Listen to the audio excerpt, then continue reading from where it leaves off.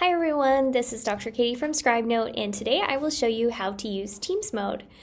Basically, Teams mode was designed for any workflow where you have your reception, your assistants, your technicians going into your exam before you start your appointment and taking a thorough history, adding a TPR, things like that.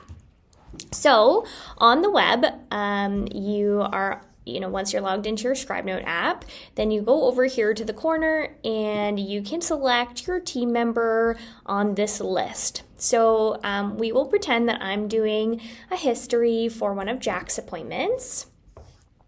And then we just, can confirm that his name is on here. And we press this big record button and start our history.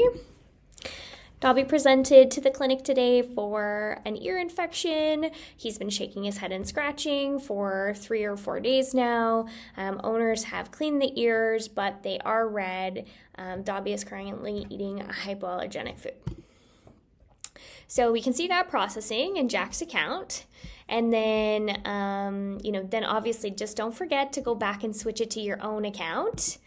If you do, there is a function. We'll do another video on how to change that over. And we can pretend right now that I'm Jack and I'm going to log into his account. And the record is there. So when Jack logs in, he'll see that processing.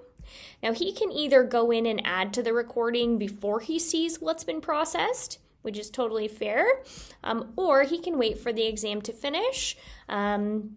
And then have a look at, what's come through, exactly like now.